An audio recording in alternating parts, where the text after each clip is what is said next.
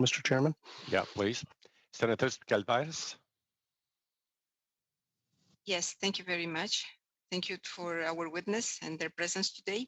I will ask 2 questions, but I will appreciate, Chair, if we know more or less how many minutes we have per round, so we can organize better and so everybody has the chance to ask their questions. The Canadian Net Zero Emissions Accountability Act will require Government of Canada to set national targets every 5 years, together with a plan to achieve the targets. This is one approach. Another approach could be to set up carbon budgets.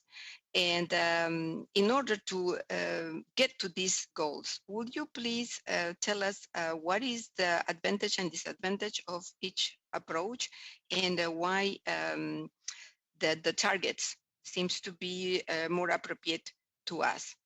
And my second question is about, okay, once the targets are fixed, it's my belief, it's my understanding that every province will have the liberty and the freedom to propose that technologies that for them are more competitive, convenient, economic to attain the goals. Thank you. Who do you address your question to? The first question to John, and the second question to Mr. I think Miller from the finance. Okay, go ahead, Mr. Moffat. Thank you, Senator.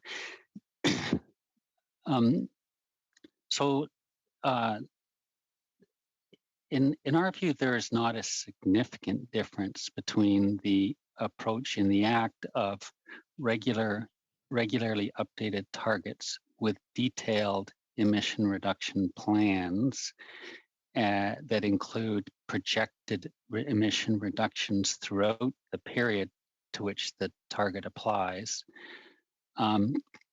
versus a budget. A budget is can be interpreted in a number of different ways.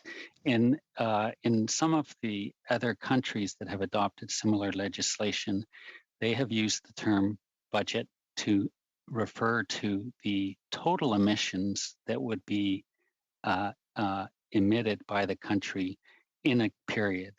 So, the emissions from year 1, year 2, year 3, year 4, year 5 added up, and there's your budget. What that does is it provides some clarity to the international community about the total contribution that the country will make to emissions and to the atmosphere over that period of time. As I said, we don't see a big difference between that and an obligation to develop a multi-year plan that includes measures and includes projected results of those measures on an annual basis, which would then enable decision makers and Canadians and the international community to know what Canada is planning to do and planning to emit, and how our emissions will be reduced on an annual basis over time. And the final point I would make is that the target plus plan plus reporting is basically the regime that is already in place under the United Nations Framework Convention on Climate Change. And what we're trying to do is develop a specific set of obligations in Canada, but that mirror our existing international obligations. Mr. Miller? I'm wondering if I'm happy to hear from my colleague from finance, but I think the basic question was more one about how the plan would accommodate different provincial and individual business decisions. Just a couple of points. The first one, and then my colleague Mr. On might and Mr. Miller might want to elaborate. But the first point is this: as federal legislation, this legislation cannot impose obligations on provinces.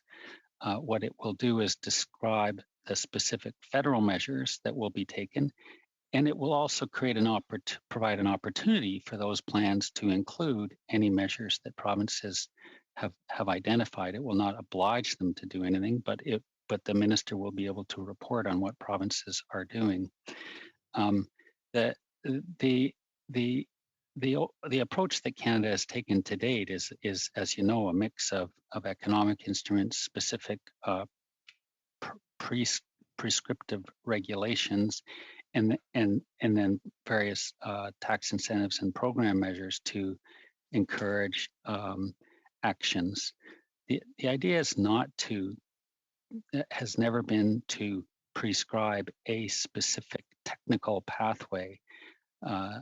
We need to, I think it is the government's view that we need to encourage innovation and